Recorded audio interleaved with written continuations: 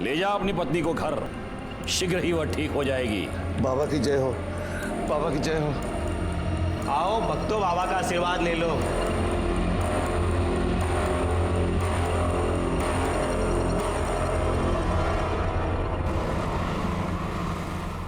पानी आने एक गिलास।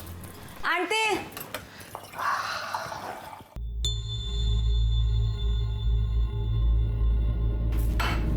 ये ले, घर खर्च के लिए। देख क्या रही है, पगार हुआ यार। मुझे नहीं चाहिए तेरे पाप की कमाई। क्या बोलिस? पाप की कमाई? ये मेरी मेहनत का पैसा है। मेहनत का पैसा? हाँ, ये मेहनत का पैसा है तेरा या तेरे उस ढोंगी कमीने बाबा की पाप की कमाई है? ये बाबा को कुछ मत बोला, देख दांत तोड़ दूंगा मैं तेरे। तू भूल गया साथ क्या किया था? वो बाबा जो भक्ति के नाम पे दूसरी औरतों की चुम्मा चाटी करता है। देख, मुझे तेरा नहीं पता, पर मुझे बहुत शर्म आती है इस पाप की कमाई खाने में। चल तेरी तो मैं।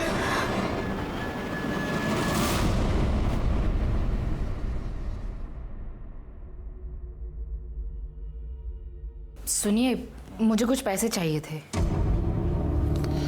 देखो साक्षी, तुम्हें अच्छी तरह से पता है मुझे इस तरह के ढोंगी बाबा और उनके चमत्कार पे बिल्कुल विश्वास नहीं है, और ऐसे काम के लिए मैं तुम्हें 1 रुपया भी नहीं दे सकता हूँ। तुम्हें हो या ना हो, पर मुझे है, और ये सब मैं रिया के लिए तो कर रही हूँ ना।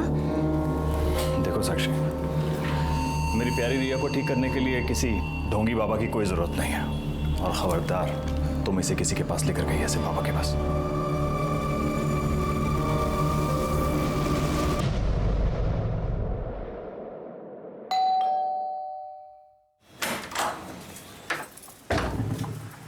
काजल, थोड़ी सी शक्कर मिलेगी? वाटी अनलेस? हाँ, वाटी।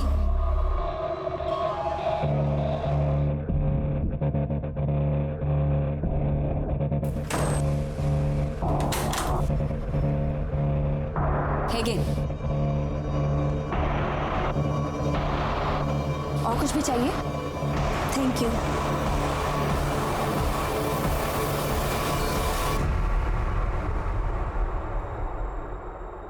ठीक किया जो तुम इसे मेरे पास उपचार के लिए ले आई। बाबा, मेरी रिया चल तो सकेगी ना? अवश्य।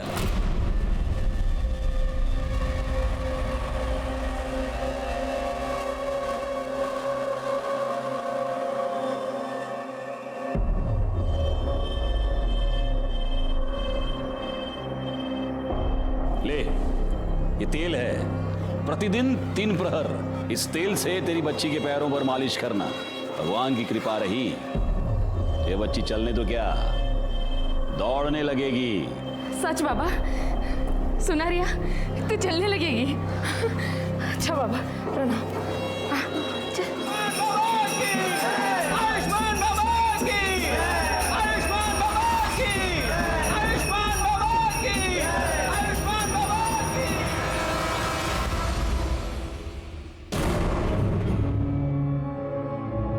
रिया बेटा, बेटा क्या हुआ? बाप रे, क्या हो गया है लोगों को? इतने घटिया लोग भरे पड़े हैं ना, रेप पर रेप के केस आ रहे हैं। अब 60 साल के बुड्ढे ने एक 20 साल की लड़की का रेप कर दिया, बताओ। रिया, रिया बेटा, रिया बेटा क्या हुआ? क्या हुआ बेटा? रो क्यों रो? क्या हुआ? बेटा मुझे बताओ। अरे किसने कुछ कहा क्या? मुझे बताओ ना, क्या हुआ? अरे भाई ये रो क्यों रही है? क्या हुआ इसे? क्या हुआ बेटा? बेटा मुझे बताओ क्या हुआ?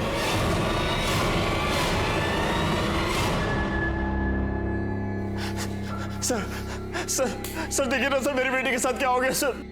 सर मेरी बेटी के साथ सर रेप हो गया है सर। आप प्लीज बैठ और मुझे शांति से बताइए कि एग्जैक्टली। सर मेरे मना करने के बाद भी ना मेरी बीवी साक्षी सर मेरी बेटी को ना उस ढोंगी बाबा के पास लेके जाती थी सर 6 महीने। इसको बोला भी था सर। अरे एक मिनट, ये सब यहाँ नहीं चलेगा, ये पुलिस स्टेशन है। आप बैठिए प्लीज। मैडम आप बताइए क्या हुआ? सर, रिया के पैर बहुत कमजोर है, सब कुछ करके देखे लेकिन कोई फर्क नहीं पड़ रहा था। तब मैंने बाबा के बारे में सुना, मैं रिया को उनके पास लेकर गई। बाबा ने इसकी नब्ज देखी और कहा कि ये ठीक हो सकती है। बाबा ने मुझे एक तेल दिया और कहा कि मैं उससे रिया के पैरों की मालिश करूं, लेकिन उससे भी कोई फर्क नहीं पड़ रहा था। मैंने बाबा को बताया तो उन्होंने कहा कि शायद मैं ठीक से मालिश नहीं कर रही हूँ। मैं रिया को उनके पास लेकर जाऊं, वो मुझे सही तरीका बताएंगे। पहले तो मैं डर गई कि कोई अनजान आदमी मेरी बेटी के पैरों को हाथ लगाएगा। मेनका, जी बाबा। मेरी आंखों पर पट्टी बांधो।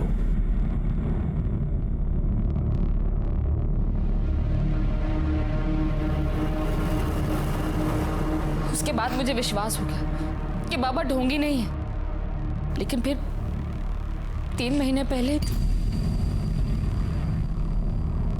बाबा, वो आज मेरे पास फीस के लिए पैसे नहीं हैं। अरे रे रे रे रे रे रे रे, पैसे नहीं है तो कोई बात नहीं, अब पैसा ही सब कुछ थोड़ा ना है, क्यों बाबा, है ना?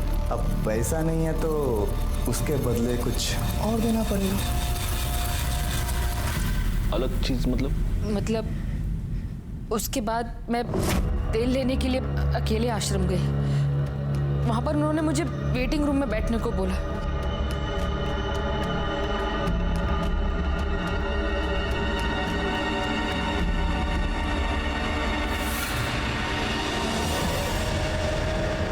कौन था वो आदमी? पता नहीं सर, लेकिन जब वो शायद तो देखा कि मेरे कपड़े मेरे साथ भी रेप हुआ था। उसके बाद 2 बार और ऐसा हुआ। 3 बार तेरे साथ रेप हुआ, तूने मुझे बताया तक नहीं? तुझे मजा आ रहा था रेप करने में, और मेरी बेटी को लेकर गई उस जोगी बाबा के पास। तुझे कितनी बार बोला था? तुझे कितनी बार बोला इसको मत लेके जाओ? 1 मिनट, अभी आप बैठेंगे प्लीज, वरना मुझे आपको बाहर निकालना पड़ेगा। रिया में इम्प्रूवमेंट दिख रही थी। अगर मैं तुम्हें बताती तो तुम ट्रीटमेंट रुकवा देते, इसलिए मैंने नहीं बताया। लेकिन फिर 4 दिन पहले 13 तारीख को मैं रिया को लेके आश्रम गई। आर्यमान ने हमें कहा कि हम वेटिंग रूम में वेट करें, बाबा बाहर गए। उनके शिष्य ने हमें एक शरबत पिलाया, ऐसे पी के हम दोनों बेहोश हो गए। लेकिन बेहोश होने से पहले मुझे याद, आर्यमान मुस्कुरा रहा था। मुझे लगा कि फिर से, लेकिन जब मुझे होश आया तो मेरे साथ कुछ भी नहीं हुआ था। लेकिन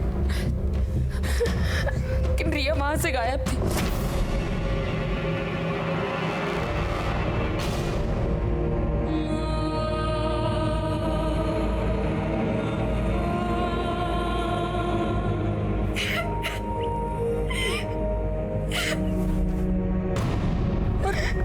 रिया मुझे ट्रीटमेंट रूम में मिली। मैंने आर्यमन से पूछा कि उसने ऐसा क्यों किया, तो उसने कहा कि उसने तो रिया को हाथ तक नहीं लगाया। लेकिन मैं जानती हूँ सर कि आर्यमन ने मेरे रिया के साथ रेप।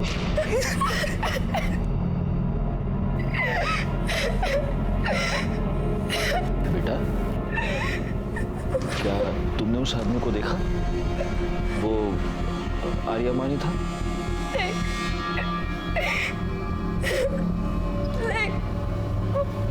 आर्यमान नहीं, आयुष्मान बाबा थे। मुझे याद है, बेहोश होने से पहले जो आदमी मेरी तरफ आ रहा था, उसने वही चोला पहना था जो आयुष्मान बाबा पहनते। इंस्पेक्टर सर प्लीज उस बाबा और उसके बेटे को अरेस्ट कर लीजिए प्लीज सर। प्लीज सर, हमें न्याय दिलवा दीजिए प्लीज सर। कामनी मैडम, बच्ची को मेडिकल एग्जामिनेशन के लिए ले जाइए, आप भी जा सकते हैं।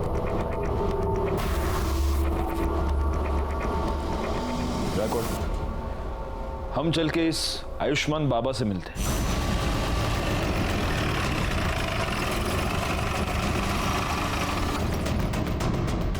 साक्षी हम पर ऐसे आरोप कैसे कर सकती है अपने बाबा के बारे में?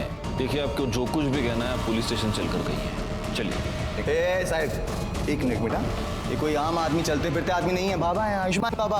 और इनके भक्तों को पता चला ना कि आपने इनको ऐसे उंगली भी लगाई है, दंगे भड़क जाएंगे साहब, बता रहा हूँ। दंगे वंगे बाद में, सबसे पहले तो तेरे को उठा के अंदर डाल दूंगा। चल यार, ना चलिए, मैं कह रहा हूँ कर रही है। ये सत्य नहीं है। सभी भक्तों को वही शरबत ग्रहण के लिए दिया गया था। उनमें से किसी को कोई समस्या नहीं हुई। आप चाहे तो दूसरे भक्तों से पूछ सकते हैं। बाबा 13 तारीख को आश्रम में थे ही नहीं, वो एक भक्त के यहाँ आमंत्रित थे। मैं स्वयं पूरा दिन उनके साथ ही था। हम लोग शाम को आश्रम एक साथ ही लौटे थे। सर मैं तो ज़्यादातर अकाउंट केबिन में ही रहता हूँ, तो बाहर क्या चलता है क्या नहीं चलता मेरे को नहीं मालूम। सच है, भगवान भी इंसान को नहीं पहचान सकता। मैंने साक्षी और उसकी बेटी को बहुत सहायता की थी, फिर भी न जाने क्यों उसने मुझ पर ऐसे घृणित आरोप क्यों लगाए। लेकिन आपको क्या लगता है बाबा, मतलब क्यों लगाए होंगे उसने ऐसे घृणित आरोप आप पर? एक ही कारण हो सकता है। अच्छा, मेरे उपचार के पैसे देना नहीं चाहती होगी, अन्यथा मदद जो करता है उसे ऐसे प्रत्युत्तर में ऐसे घृणित आरोप कोई नहीं लगाता। लेकिन उसकी चूक हो गई, वो चूक गई। 13 तारीख को पूरा दिन हम आश्रम में थे ही नहीं। सर इसके असिस्टेंट गणेश ने भी यही कहा है कि ये लोग शाम को वापस आए थे। क्योंकि यही सत्य है, हमारा शिष्य गणेश पूरा दिन हमारे साथ था, और जिस भक्त के यहां हम पूरा दिन उपस्थित थे आप उनसे भी पूछ सकते हैं। दोनों को आशीर्वाद है मेरे। अब हम यहां से प्रस्थान करेंगे। अरे नहीं नहीं नहीं नहीं, प्रस्थान वस्थान आप कुछ नहीं कर सकते अभी। क्या है बाबा, आप रेप अक्यूज्ड हैं, तो अब आप यहीं रहेंगे। गायकवाड़, बाबा को उनकी कुटिया दिखा दो। अब अगले कुछ दिन तक भजन पूजन कीर्तन कीर्तन वहीं पे ले जाओ। चलिए। देखिए ये गलत है। लड़की के कंप्लेन के बाद आयुष्मान बाबा को पुलिस ने रेप के केस में अरेस्ट कर लिया है। अभी भी तुझे लगता है कि तेरा बाबा ढोंगी नहीं है? काजल चुप बैठ, मैं बाबा को बहुत पहले से जानता हूँ, वो ऐसा कर ही नहीं सकते। और अगर रेप हुआ भी है ना तो बाबा ने नहीं किया है, वो उस कमीने आर्यमान ने किया है, क्योंकि वो आर्यमान एक नंबर का। अच्छा, तो फिर पुलिस ने तेरे बाबा को क्यों पकड़ा? हाँ, संभल के रहे, हाँ संभल के रहे, कहीं बाबा तुझे भी अरेस्ट ना करवा देते। सर, ये रही रिया की मेडिकल रिपोर्ट। इस रिपोर्ट के मुताबिक रिया की बॉडी पर कोई सीमेंट नहीं मिला है। ये तो एक्सपेक्टेड ही था। 4 दिन बाद वो लोग कंप्लेंट लिखवाने आए थे, 4 दिन बाद हमें क्या मिले? सर एक बात और, रिया की मेडिकल रिपोर्ट से पता चला है कि उसके साथ सेक्स हुआ है, वो वर्जिन नहीं है। नहीं, लेकिन कमली मैडम ये बात लेकर हम कोर्ट में नहीं जा सकते। बाबा का वकील पहली हियरिंग में ये साबित कर देगा कि रिया खुद सेक्सुअली एक्टिव थी और अब उसके माँ बाप बाबा को फंसाने के लिए सब चाल चल रहे हैं। नहीं, हमें कोई ऐसा पुख्ता सबूत चाहिए जिससे हम ये साबित कर पाए कि रेप बाबा ने किया है।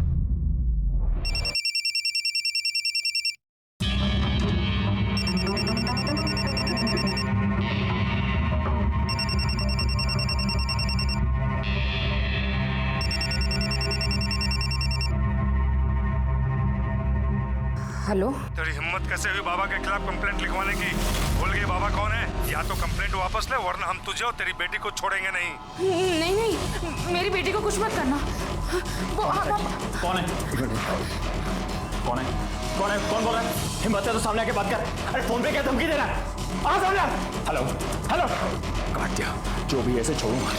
कहाँ जा रहे हो? अरे पुलिस को इन्फॉर्म करने जा रहा। नहीं, उसने धमकी दी है। साक्षी, तुम अब भी नहीं समझ रही हो, हमें पुलिस को इन्फॉर्म करना पड़ेगा। ये सब बंद होना चाहिए। नहीं, आप मेरी बात सुनिए ना। साक्षी प्लीज, देखिए मेरी बात सुनिए। Please Sakshi.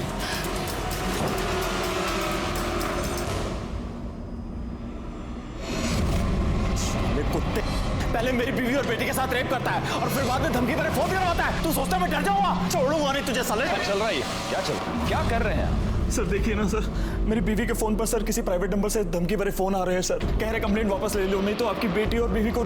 सर कुछ कीजिए सर। एक मिनट बैकवर्ड, ये नंबर नोट कर लो और ये नंबर ट्रेस करो, पता करो ये नंबर किसका है, कहाँ से आया है। आप प्लीज इनके साथ चलिए प्लीज। हाय, चला कमाल लगा, चला। वो बिल मिल गई। ये तो नहीं था, सिवाय इनकी कंप्लेंट के हमारे पास है ही क्या?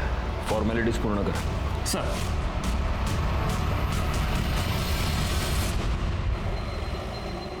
रिया, भाई साहब आपने रिया को कहीं देखा क्या? नहीं। रिया को कहीं देखा क्या? नहीं। वॉचमैन भैया, रिया को कहीं देखा क्या? साक्षी क्या हुआ? भाभी वो रिया ना नीचे वॉक करने के लिए आई थी। मैंने पूरा कंपाउंड देख लिया, कहीं मिल नहीं रही है। अरे इधर ही किधर होगी ना। क्या हुआ साक्षी, इतना घबराई हो क्यों? रिया कहीं मिल नहीं रही है प्रवीण। उसने उसे किडनैप कर लिया। उसने कहा था कहा था कि वो हम लोगों को नहीं छोड़ेगा और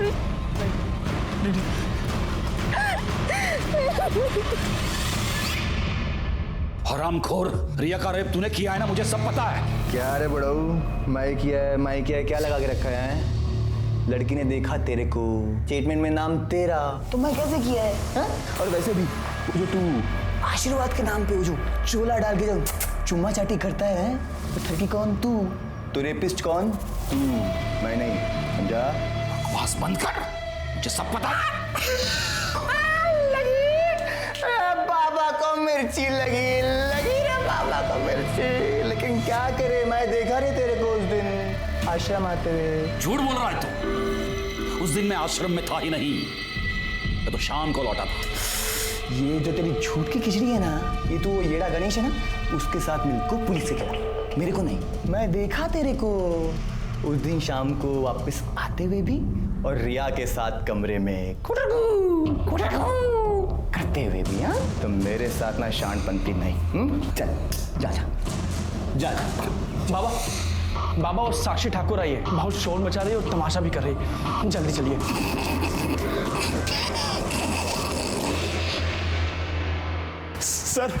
सर हमारी बेटी रिया गायब हो गई है सर, उसे बचा लीजिए सर, उन्हीं लोगों ने सर किया है ये सब।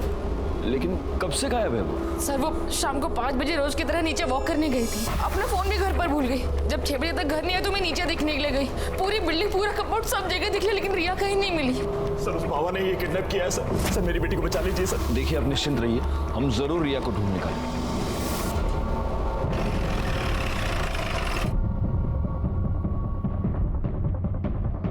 सर बॉडी को सबसे पहले इन औरतों ने देखा, ये सुबह यहाँ कपड़े धोने आई थी तो इन्होंने बॉडी को देखा।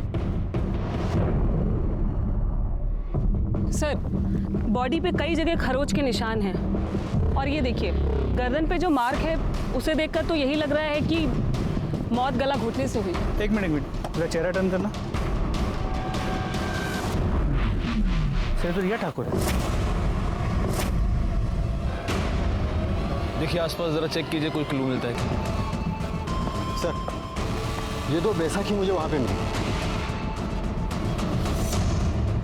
कामे मैडम, सर फॉरेंसिक टीम को बुलाइए और बॉडी को पोस्टमार्टम के लिए भेज दीजिए।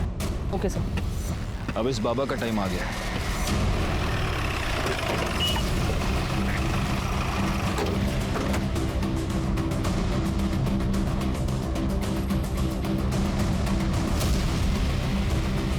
या तो ताला लगाओ। सुनिए, ये इस आश्रम को ताला क्यों लगा हुआ है? पता नहीं साहब, हम तो जब सुबह दुकान पे आए तो देखा कि ताला लगा है।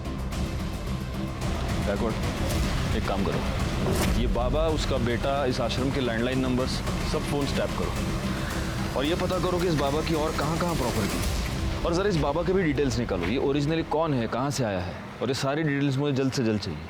सर पुलिस ने लड़के की पहचान रिया ठाकुर के नाम से की है। ये वही रिया ठाकुर है जिसने आयुष्मान बाबा पर बलात्कार का इल्जाम लगाया था। याद है ना तुम्हें, इसी बाबा ने तुम्हारे सामने मुझे किस किया था। तब तुम ऐसे ही बस मुंह खोलकर उसे देख रहे थे। तुम्हारी इन्हीं हरकतों से ना उसे बढ़ावा मिला, और आज देखो उसने एक छोटी सी बच्ची को मार के फेंक दिया।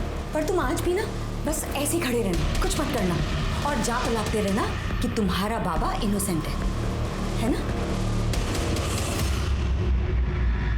सर कल रात को जब ड्यूटी खत्म होने के बाद आप घर चले गए तो एक आदमी ने कॉल किया था। वो कह रहा था कि रिया मर्डर केस के बारे में कुछ जानता है और आपको बताना चाहता है। मैंने उससे कहा कि आप घर चले गए तो उसने कहा कि मैं दोबारा कॉल करूंगा। उसने फ़ोन कट कर दिया और अभी तक उसको कॉल नहीं है। मैं सुबह से ट्राई कर रहा हूँ उसको कॉल करने की, लेकिन मोबाइल स्विच ऑफ आ रहा है। जोशी, पता करो ये नंबर किसका है, हो सकता है इससे हमें कोई इंपॉर्टेंट लीड मिले। Yes sir. रिया ठाकुर की पोस्टमार्टम रिपोर्ट के मुताबिक पहले उसके साथ रेप हुआ था, फिर 18 तारीख की शाम 7 और 8 बजे के बीच उसका गला घोट के उसे मार दिया गया। बॉडी पर सीमेन या कोई ऐसी चीज मिली जिससे मर्डरर को आइडेंटिफाई कर पाए? नहीं सर, बॉडी की फोरेंसिक रिपोर्ट 2 दिन बाद आएगी। 2 दिन? ठीक है, तब तक वेट करते, हो सकता है उससे कोई क्लू मिले। सर आयुष्मान ट्रस्ट के नाम से आयुष्मान बाबा की 4 प्रॉपर्टीज है, बोरीवली, दहिसर, वसई और विरार में, लेकिन चारों प्रॉपर्टीज में कोई रहता नहीं है, वहाँ पे ताला लगा हुआ है। रिकॉर्ड, एक काम करो, इन चारों जगहों पर सिविल में अपने आदमी रख दो 24 घंटे। पता नहीं क्यों मुझे ऐसा लगता है कि बहुत जल्द यहाँ पर कोई रहने आएगा। सर सर, हमने आयुष्मान बाबा की डिटेल्स निकाली तो पता चला कि ओरिजिनली वो विरार का रहने वाला है और कुछ साल पहले किसी रामनारायण तिवारी नाम के वैद्य को असिस्ट कर रहा था। उसका कंपाउंडर था। बैकवर्ड, एक काम करो, इस रामनारायण तिवारी वैद्य से पूछताछ करो और इस बाबा के बारे में जितनी डिटेल्स हो सके उतनी डिटेल्स निकालो। सर, वो हमारे पास 3 साल काम किया था। हमने उसको सब सिखा दिया था, मालिश करना, हड्डी बिठाना और आयुर्वेद तरीके से उपचार करना, दवाई बनाना भी। लेकिन था बड़ा होशियार, हर काम फटाफट सीख जाता था। लेकिन उसे एक आदत थी, वो आयुर्वेद और एस्ट्रोलॉजी की किताब पढ़ने का बड़ा शौक था। जरा सा भी समय मिले किताब खोल के पढ़ने लगता था। फिर एक दिन आया, कहने लगा कि हम कल से काम पर नहीं आएंगे। हम कहा काहे? बहुत उससे कहा कि रुक जा, लेकिन नहीं रुका, वो चला गया। 1 साल बाद सुनने में आया कि साकिब खान जो है आयुष्मान बाबा बन गए। एक मिनट, ये साकिब खान कौन है? अरे वही आयुष्मान बाबा जो है, वही साकिब खान है। मुस्लिम से हिंदू नाम बदल के बाबा बना। और ये आर्यमन उसका बेटा इमरान। हाँ, जब उसकी जोरू मरी तो इमरान 2 साल का रहा होगा। तो इसने माँ का भी प्यार दिया, बाप का भी प्यार दिया। बहुत लाड करता था और लाड प्यार के चक्कर में लड़का खराब हो गया। अच्छा, ये आयुष्मान बाबा मतलब आपका साकिब खान जब ये आपके पास काम किया करता था तो जो महिला इलाज करवाने के लिए आती थी उनके साथ कभी उसने बदतमीजी की थी? ना, कभी कोई बदतमीजी नहीं। अच्छा, उसके किसी रिश्तेदार को आप जानते हैं? नहीं, बस परिवार का मालूम था, सो हमने बता दिया।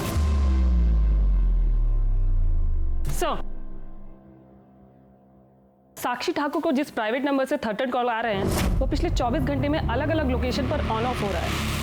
आपने ट्राई करके देखा? हाँ सर, हमने कई बार ट्राई किया पर हर बार ऑफ बता रहा है। और सर एक बात और, ये नंबर सूरज यादव के नाम पर रजिस्टर्ड है। हमने उसके घर का भी पता किया पर वो एड्रेस भी फेक निकला।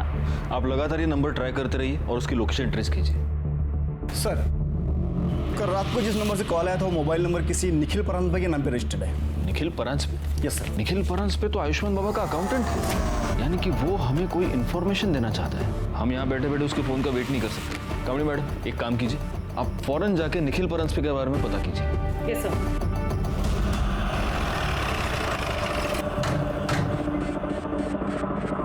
क्या आप बता सकती हैं कि काजल और निखिल कहाँ गए हैं? हाँ मैडम, कल शाम को करीब 8 बजे मैंने काजल और निखिल दोनों को एक साथ जाते देखा। मैं तो खुद हैरान थी कि दोनों एक साथ कहाँ जा रहे हैं। मतलब 24 घंटे लड़ाई झगड़ा करते रहते हैं। किस बात पे? अब ये तो नहीं पता मैडम। एक बार मैंने काजल से पूछने की कोशिश की थी तो उसने मुझे कुछ नहीं बताया, लेकिन हाँ, उसका वो हीरो है ना, उसको जरूर बताया होगा। हीरो? कौन हीरो? अब ये तो ज़्यादा तो मुझे कुछ नहीं पता, लेकिन हाँ, कुछ हफ्तों पहले जब मैं मार्केट से घर वापस आ रही थी तब मैंने देखा कि वो काजल का बॉयफ्रेंड था। अब ये सब तो मुझे नहीं पता, लेकिन हाँ, वो तभी आता था जब निखिल घर पर नहीं रहता था। कुछ दिनों पहले मैं काजल के घर शक्कर लेने आई थी, तब मैंने उसे बैठा देखा था। पहचान सकती हो कौन है वो? स्केच बनवा सकती हो? वो तो मैं नहीं बता सकती क्योंकि मैंने उसे सिर्फ 2 बार देखा है और वो भी पीछे से। निखिल और काजल का फ़ोन नंबर और फोटो तो होगा ही आपके पास? जी।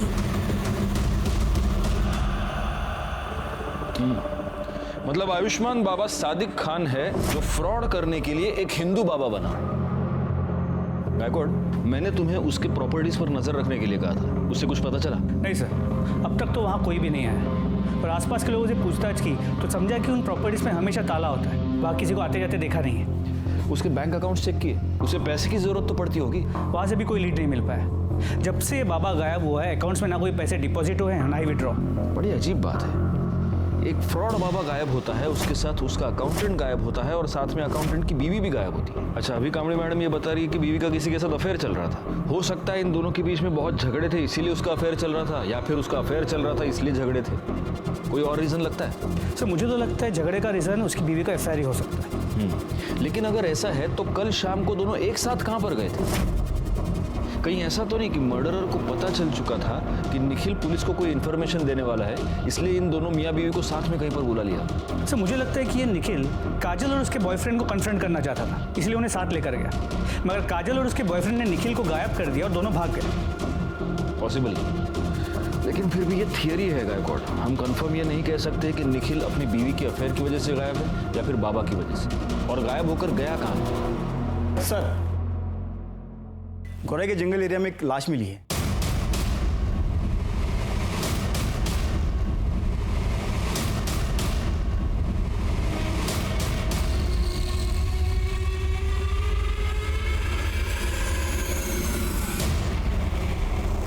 सर ये बॉडी तो काजल परांजपे की है। व्हाट? Yes sir. सर जिस तरह साड़ी को लपेटा गया है उसे देखकर तो यही लग रहा है कि मर्डर से पहले रेप हुआ है। जरा ठीक से चेक कीजिए। Yes sir.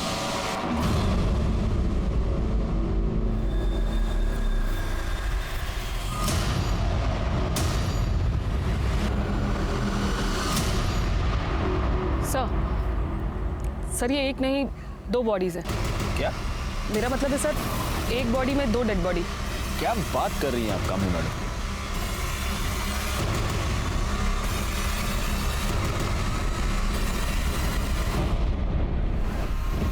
बॉडी का निचला हिस्सा किसी आदमी का है और ऊपर का हिस्सा औरत का। या तो ये निखिल हो सकता है या फिर काजल का बॉयफ्रेंड। ये हो सकता है कि निखिल ने काजल को और उसके बॉयफ्रेंड का मर्डर करके उन दोनों की लाश को ऐसे इस तरह से सिल दिया होगा, केक कर दी।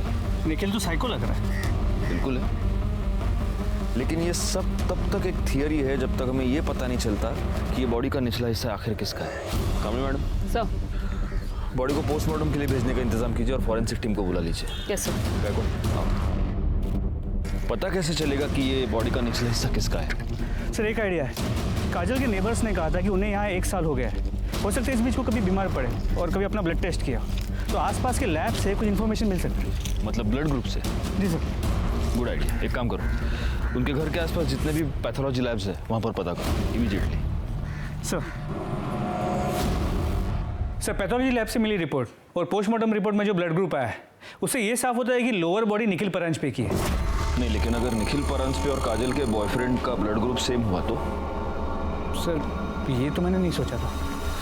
पोस्टमार्टम रिपोर्ट के मुताबिक काजल का मर्डर 19 मई को रात 9 से 10 के बीच हुआ है और मृणाल ने हमें बताया कि उसने उन दोनों को 8 बजे घर से निकलते हुए देखा। मतलब निखिल ने यहाँ फोन करने के तुरंत बाद।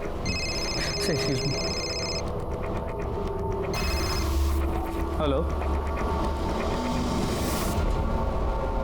ठीक है सर। गोरे के डंपिंग ग्राउंड के पास 2 आधी कटी हुई डेड बॉडीज मिली।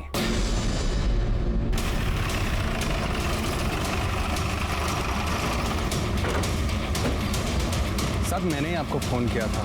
सुबह जब काम पे जा रहा था तभी ये मैंने देखा और 100 नंबर पे मैंने डायल किया। थैंक्स। जोशी बगा। सर ये बॉडी तो निखिल की है। मतलब इसे इतना तो क्लियर हो गया कि उस बॉडी का निचला हिस्सा निखिल का था। सर सिर के पीछे गहरी चोट है। हो सकता है मौत की वजह ये चोट ही है। सर ये देखिए।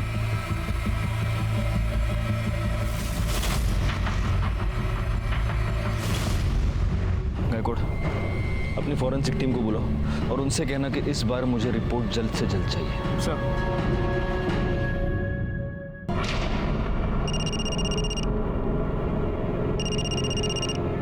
हाँ सर। कोई अपडेट? सर मैं यहाँ पे कब से नजर रखे हुए हूँ लेकिन कोई हलचल नहीं। सर मैं यहाँ पे कब तक रुकूँ? वो बोलता हूँ मैं, लेकिन अभी के लिए वहाँ पे नजर रखो। ठीक है सर। ओके।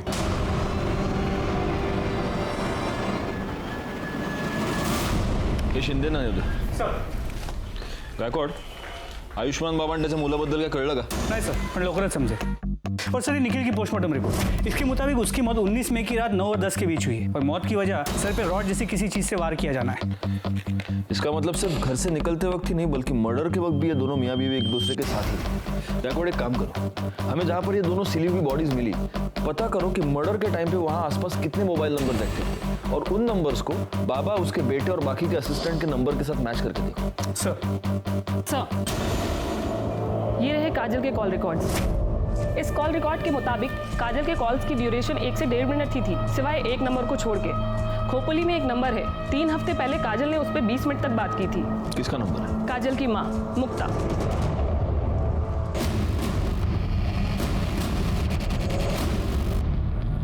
बड़ी अभागन थी मेरी काजल।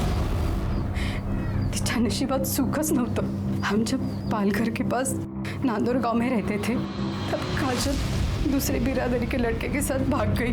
पूरे गांव ने हमें बेदखल कर दिया। हम लोग दर दर भटकने लगे, कभी यहाँ गावात कभी त्या गावात। अभी 1 महीना पहले नवीन को यहाँ काम मिला। 3 हफ्ते पहले आपकी काजल से बात हुई थी? हो सर, 1 महीने पहले की बात है सर। मेरी जानने वाली को मुंबई में काजल बाजार में टकरा गई। उसने मुझे फोन किया, काजल ठीक है, और उसने काजल का नंबर दिया। मैंने सोचा मैं उससे बात नहीं करूंगी, काय करूं, माँ हूं ना। मैंने उसे फोन किया, बड़ी खुश लग रही थी वो फोन पर। उसने कहा कि वो मुझसे मिलने आने वाली है, पर नहीं, वो नहीं आई। उस निखिल के घर वालों ने मारा है साहब मेरी ताई को। साहब हमारी ताई उसे कभी पसंद नहीं थी, हम लोग अलग बिरादरी के ना, इसीलिए। वैसे 19 तारीख को तुम कहाँ थे? मैं काम पे था साहब। विट्ठल और मैं साथ में ही काम पे जाते। विट्ठल कौन? हमारा पड़ोसी, इधर बाजूला रहा। निखिल की फैमिली का नांदौर का एड्रेस है आपके पास? ठीक है सर, विट्ठल ने कंफर्म किया है। 19 मई को नवीन उसके साथ सुबह से शाम तक गोडाउन में ही था। एक काम करते, निखिल के घर चलकर पता करते कि इस नवीन की बात में कितनी सच्चाई है। मैंने कितनी बार निखिल को समझाया था कि काजल तेरे लिए ठीक नहीं है, फिर भी उसने मेरी एक बात नहीं मानी। इसलिए तुमने उन दोनों का पता लगाया, उनका मर्डर किया और अपना बदला पूरा किया। क्या बात कर रहे हो साहब? मैंने खुद उन दोनों की शादी करवाई थी। बिरादरी में रहने के लिए नाटक किया था कि वो दोनों गांव से भाग गए। दरअसल मुझे पहले से ही पता था कि वो दोनों मुंबई में कहाँ रहते हैं, क्योंकि वो घर मैंने ही भाड़े पे लेके दिया था उन्हें। हर दूसरे दिन मेरी निखिल से बात होती थी। फिर मैं अपने बेटे और बहू को क्यों मारूंगा? फिर एक बार हम डेड एंड पर आकर पहुंच चुके थे। हालांकि फॉरेंसिक रिपोर्ट से यह पता चला था कि रिया के नाखून में किसी के स्किन फ्रैगमेंट्स पाए गए थे, लेकिन वो स्किन फ्रैगमेंट्स किसके थे ये पता लगाने का कोई भी तरीका हमारे पास नहीं था। दूसरी तरफ हमारी ये थियरी थी कि काजल और निखिल का मर्डर या तो काजल के लवर ने किया है या आयुष्मान बाबा ने। काजल और निखिल के मर्डर स्पॉट पर एक्टिव नंबर्स का हम इंतजार कर रहे थे, और हमें इंतजार था सूरज यादव का भी, जिसे ट्रेस करना काफी मुश्किल हो रहा था क्योंकि उसका मोबाइल नंबर लगातार ऑन ऑफ हो रहा है। ऐसे में आयुष्मान बाबा के प्रॉपर्टीज पर नजर रखने का हमारा प्लान कामयाब हो गया जब हमें यह पता चला कि उसकी वसई की प्रॉपर्टी पर कोई आया है।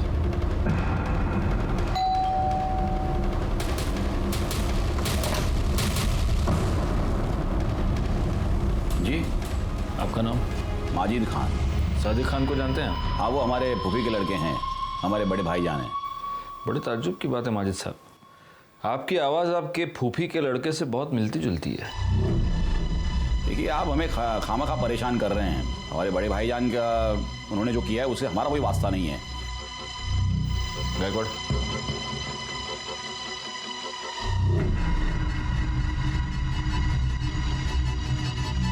बड़े ताज्जुब की बात है। सिर्फ आवाज ही नहीं, आपके हाथ पर चोट का निशान भी आपके फूफी के लड़के से मिलता जुलता है। सुनिए मेरी बात सुनिए। आयुष्मान बाबा, अब तेरे आशीर्वाद देने के दिन खत्म हो गए, अब हम तुझे आशीर्वाद देंगे। सर, मुसलमान होके मैं आयुर्वेद या ज्योतिष का धंधा नहीं कर सकता, इसलिए फिर सादिक खान से मैं आयुष्मान बाबा बन गया। सर, मुझे बहुत जल्दी फेमस होना था, बहुत जल्दी बहुत सारे पैसे कमाने थे, इसीलिए वो लिप किस वाला आइडिया लगाया। साक्षी और रिया के अलावा और कितनी औरतों का रेप किया है? नहीं सर,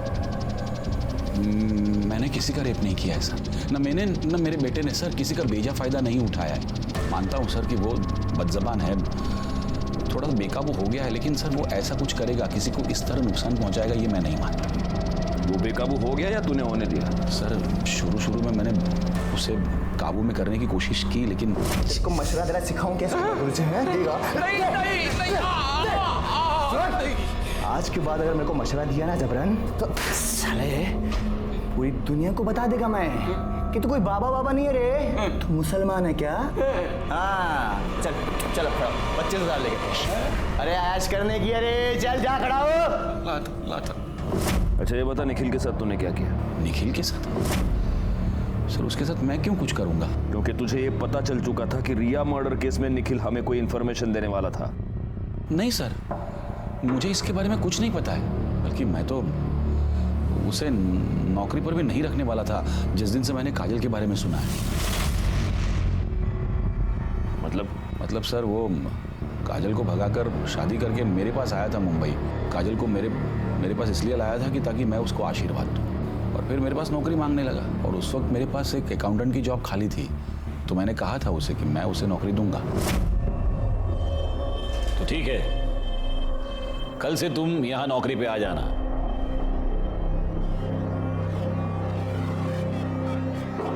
मेरी बीवी है।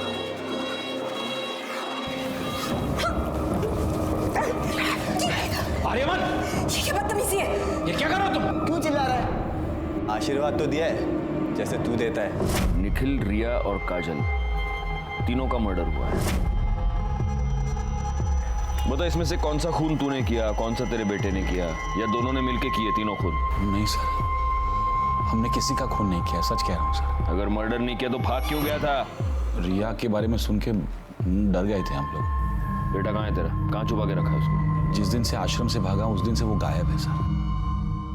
गायकवाड़, इसका डीएनए टेस्टिंग कराओ। रिया के नाखून में जो स्किन का फ्रैगमेंट मिला उससे मैच करके देखो। आयुष्मान बाबा आखिर तक यही कहता रहा कि वो निर्दोष है और हमारे पास भी उसके खिलाफ कोई भी पुख्ता सबूत नहीं था। हम उसके डीएनए टेस्ट के रिजल्ट का इंतजार कर रहे थे। आर्यमान अभी तक गायब था। ऐसे में हमारे पास उन फोन नंबर्स की लिस्ट आई जो 19 मई को रात 9 से 10 के बीच निखिल और काजल के मर्डर स्पॉट पे एक्टिव थे। वो 3 नंबर्स थे और उन 3 नंबर्स में से एक नंबर के बारे में हमें पहले से ही पता था।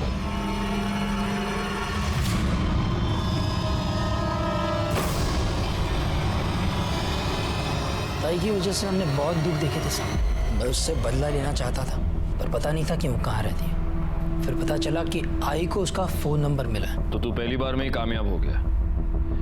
तूने काजल को फोन करके गोराई बुलाया और वहां पे तूने उसको मार दिया। नहीं साहब, पहले मैं उसके घर गया था उसको मारने के लिए, लेकिन तब उसकी पड़ोसी ने मुझे देख लिया और दूसरी बार अखबार वाला पैसे लेने आया था। तो वो तू था जिसको मृणाल ने देखा था? मैंने सोचा कि ताई को किसी ऐसी जगह ले जाके मारना होगा जहाँ मुझे कोई देख नहीं पाए। हाँ बोलो नवीन। वो कुछ काम से मैं मुंबई आया था तो आपसे कुछ जरूरी बात करनी है, मिलना था। अरे पर ताई, मैं वो सब आपको मिल के बताता हूँ। आप एक काम कीजिए, आप मुझे गुराई के पास आके मिलिए। अच्छा ठीक है, मैं आती है। क्या हो गया, यहाँ क्यों बुलाया? घर आ जाता ना। छोड़ूंगा नहीं। छोड़ उसे। देखा, मैंने तुझे कहा था इस तरह सुनसान जगह पे बुला, जरूर कुछ गड़बड़ है। सब उसके बाद मैं घर जाके विट्ठल को मना लिया ताकि कल को अगर पुलिस पूछे तो उनसे झूठ कहे कि मैं दिन भर उनके साथ था।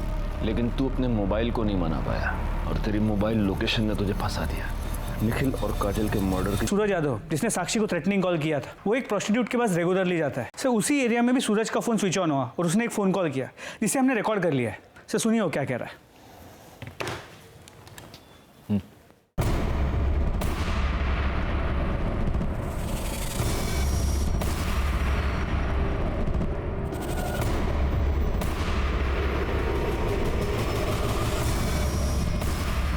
एक मिनट गायकवाड़, इसका नाम सूरज यादव है ना?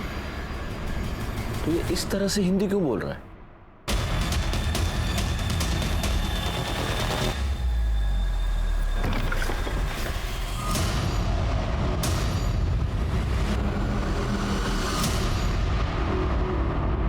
क्या बुलाऊं तुझे? आर्यमान, इमरान या फिर सूरज यादव?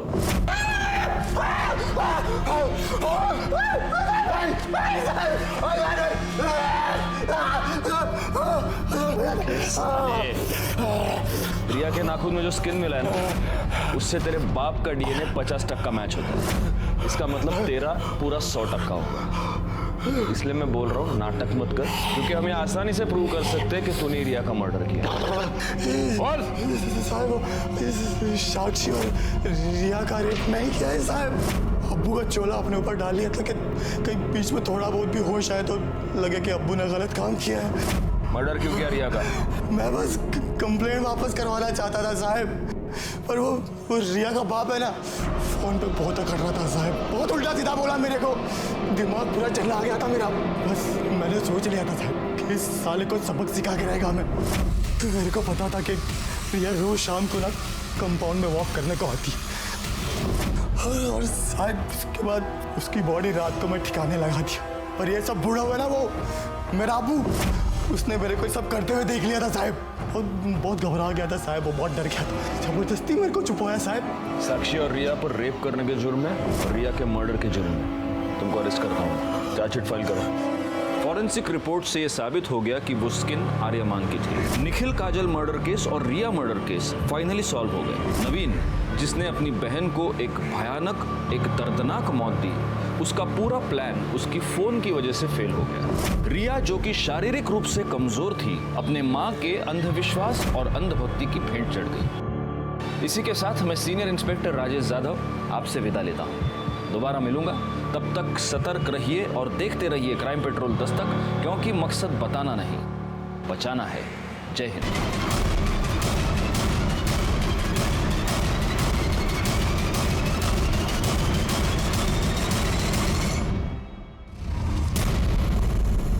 सर, जिस तरह साड़ी को लपेटा गया है उसे देखकर तो यही लग रहा है कि मर्डर से पहले रेप हुआ है। जरा ठीक से चेक कीजिए। Yes sir.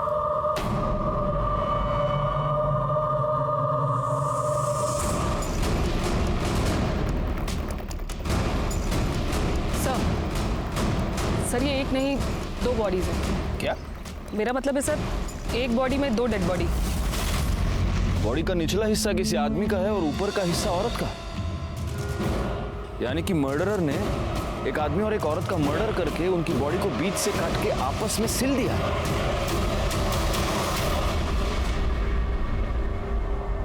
आज तक मैंने अपने करियर में बहुत सारे केसेस देखे हैं, लेकिन ऐसा वहशियाना तरीका मैंने पहली बार देखा। नमस्कार, मैं senior inspector Rajesh Yadav crime petrol Dastak के आज के इस भाग में आप सबका स्वागत करता हूं। आज मैं आपको उस केस के बारे में बताने जा रहा हूं जो मेरे पास तब आया था जब मैं मुंबई के बोरीवली पुलिस स्टेशन में पोस्टेड था।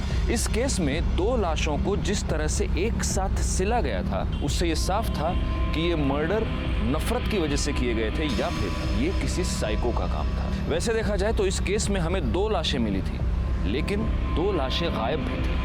और अब हमारा ये काम था कि इन लाशों के बचे हुए हिस्सों को ढूंढना और ये पता करना कि मरने वाला आदमी और औरत आखिर कौन है, उनको इस तरह से मारने की वजह क्या है, और 2 लाशों को एक साथ सिलकर ये मर्डरर एग्जैक्टली क्या मैसेज हमें देना चाहता है।